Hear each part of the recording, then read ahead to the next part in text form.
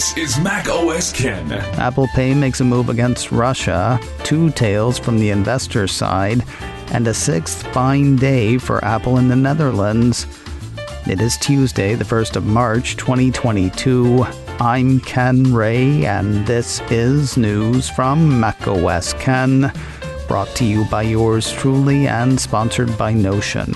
One workspace for your whole team. Learn more and get started for free at notion.so.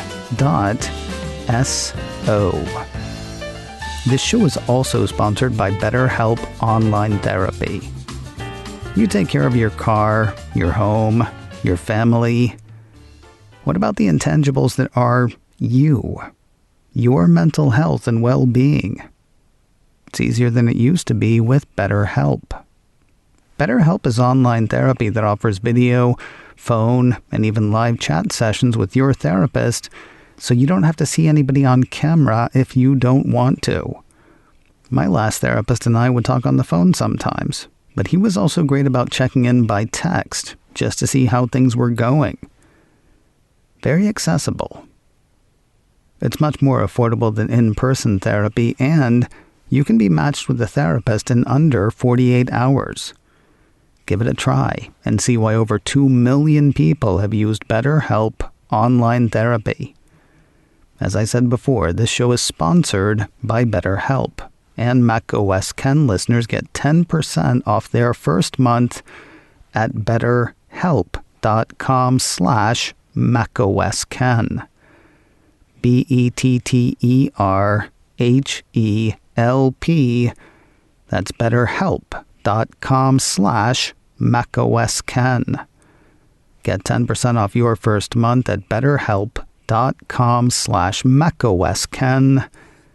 And thanks to BetterHelp for sponsoring today's show. Apple has taken a more concrete action against banks in Russia. We heard yesterday that both Apple Pay and Google Pay had stopped working in the country as a result of U.S. and EU sanctions. This as Russia continues its assault on Ukraine. Now, a piece from iMore says the Cupertino company has gone further. At least one of the affected banks has been removed from the list of institutions supported outside of Russia, according to the report. Assuming the rest will follow, iMore says instead of simply not working in Russia, it appears that Apple is cutting off those banks from Apple Pay outside of the country as well. For a long time, Berkshire Hathaway's Warren Buffett was famous for having no interest in technology stocks. I don't follow him closely enough to know his thinking on tech overall at this point, but boy oh boy is he into Apple. CNBC says the Oracle of Omaha penned his annual shareholder letter over the weekend. In it, he named the 4 giants driving his firm. They include Berkshire's cluster of insurers, the railroad business BNSF, the energy play BHE, and Apple. Only not in that order. Apple is the second of the Berkshire behemoths after the insurers and ahead of the trains and power people. Looking over the letter, his love of Apple seems to come down to 2 things: Tim Cook and stock buybacks. Of the CEO, Buffett wrote, Tim Cook, Apple's brilliant CEO, quite properly regards users of Apple products as his first love, but all of his other constituencies benefit from Tim's managerial touch as well. I guess that gives you a friend of a friend mention in the Berkshire missive. Buffett acknowledging Cook, acknowledging Apple customers isn't the only Berkshire nod of late. A little over a week ago, the firm's vice chairman, Charlie Munger, spoke of folks who tote Apple products, saying, I judge the strength of the company based on how much the customers love it, and I've got zillions of friends who they'd almost rather part with their right arm before they'd part with their iPhone. That is a hugely powerful position to be in. As for the stock buybacks, Buffett notes that his firm's ownership of Apple has gone from 5.39% of the Cupertino company to 5.55%. That increase sounds like small potatoes, wrote Buffett, but consider that each 0.1% of Apple's 2021 earnings amounted to $100 million, We spent no Berkshire funds to gain our accretion. Apple's repurchases did the job. I don't know how into tech he is, but he is really into Apple. Pleased as Berkshire Hathaway might be with Apple management, some parties think enough is enough, and $99 million is too much for Apple's CEO.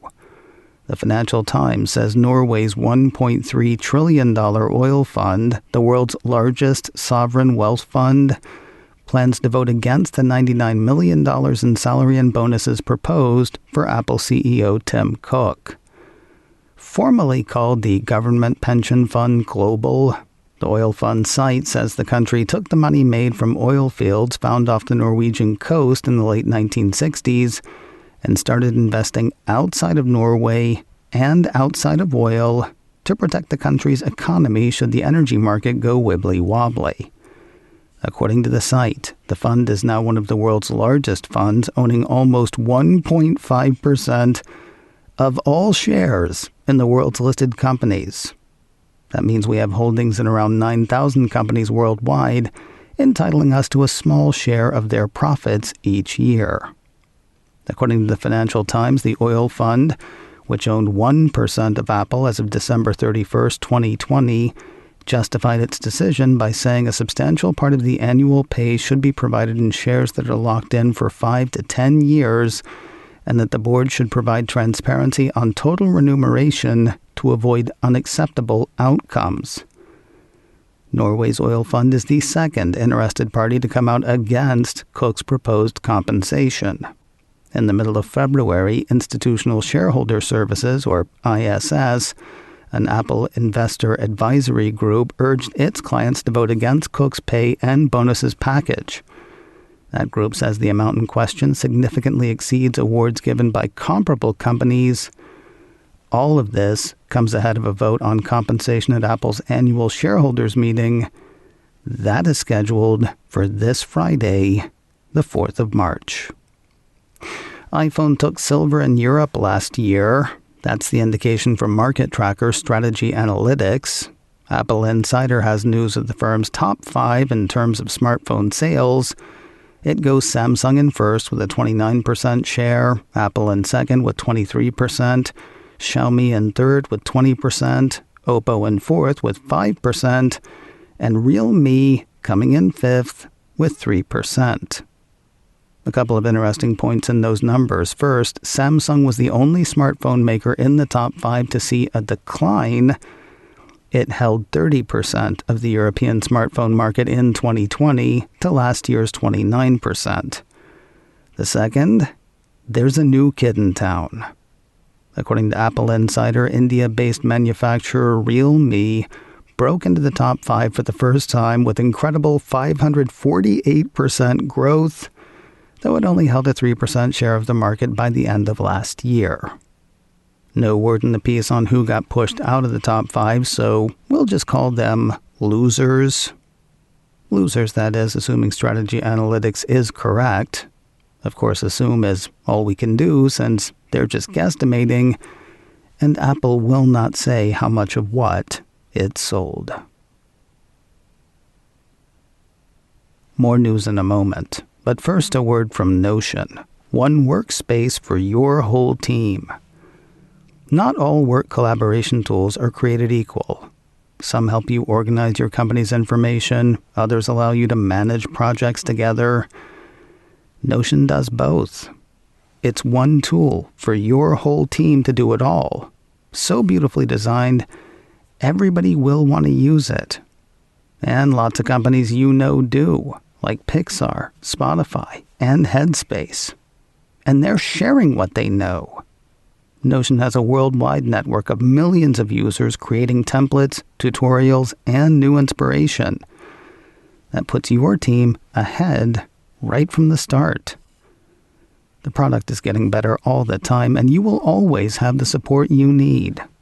With powerful integrations and seamless navigation, you'll have everything you need in one place. Learn more and get started for free at notion.so. You can check it out on your own and invite as many folks as you want to see how it works. Take the first step toward an organized, happy team today, again, at notion.so.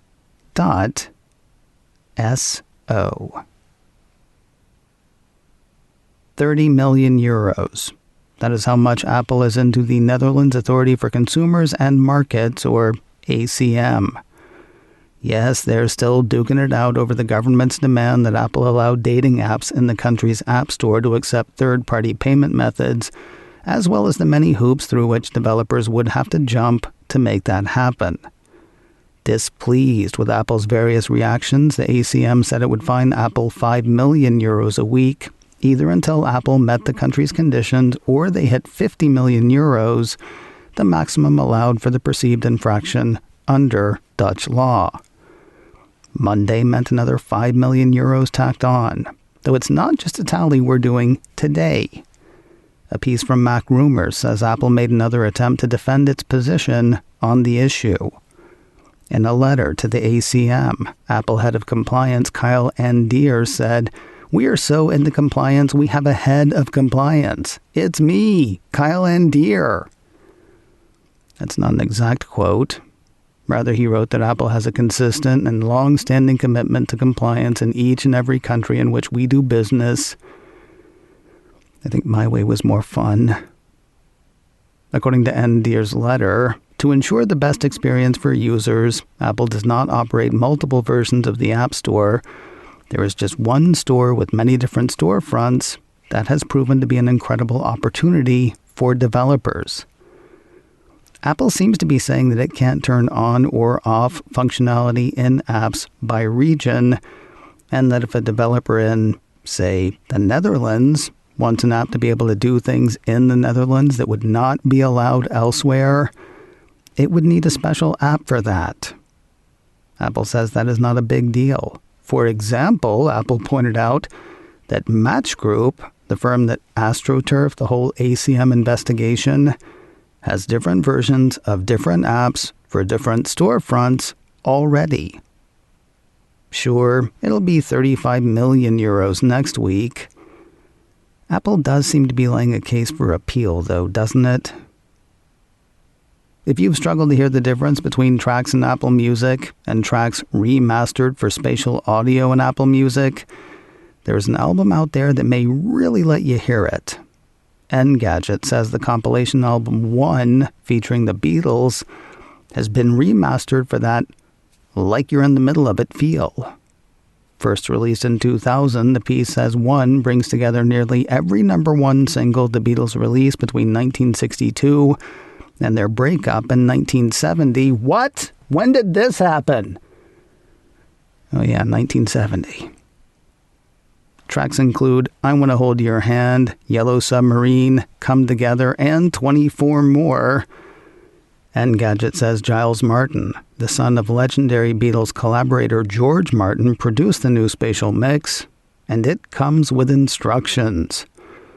According to the piece, to get the most out of the mix, you'll want to listen with a pair of AirPods or Beats earbuds or headphones with an H1 or W1 chip. The effect is most noticeable when you enable head tracking. The mix isn't revelatory, but if nothing else, the piece says, it's an excuse to revisit some of the most influential songs in rock history. And finally today, when you think of the actor Michael Douglas, you may think rugged and dashing. When you think of famed Philadelphian Benjamin Franklin, you may think revolutionary, but dumpy. Oh, not that he couldn't be electric.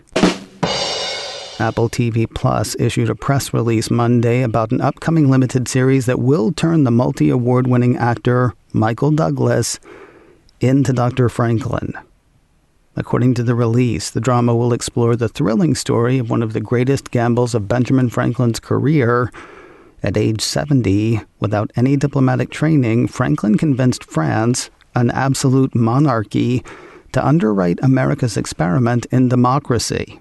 By virtue of his fame, charisma, and ingenuity, Franklin outmaneuvered British spies, French informers, and hostile colleagues, all while engineering the Franco-American Alliance of 1778 and the final peace treaty with England of 1783. The 8-year French mission stands as Franklin's most vital service to his country, without which America would not have won the Revolution. What? When did this happen? Tim Van Patten is set to direct. He's directed a ton of stuff for HBO, including episodes of Perry Mason, Boardwalk Empire, Game of Thrones, Deadwood, Rome, and that list goes on.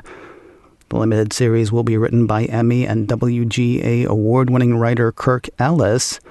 He wrote the HBO miniseries John Adams. Richard Plepler will serve as one of the show's executive producers. He used to run HBO Are You Sensing a Theme? Based on the book A Great Improvisation, Franklin, France, and the Birth of America by Pulitzer Prize winner Stacy Schiff, you probably have plenty of time to read it.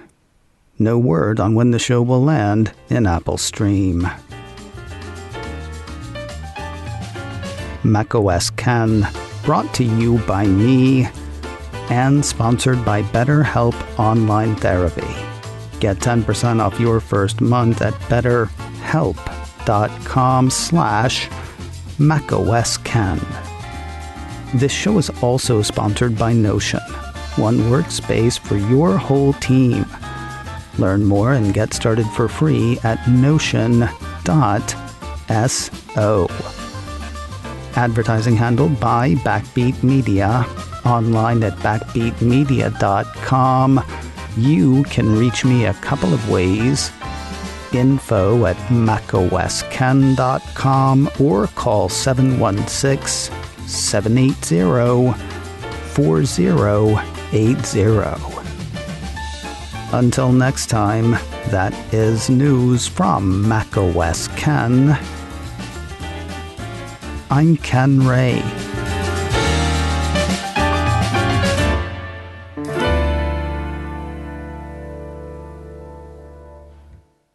Ciao.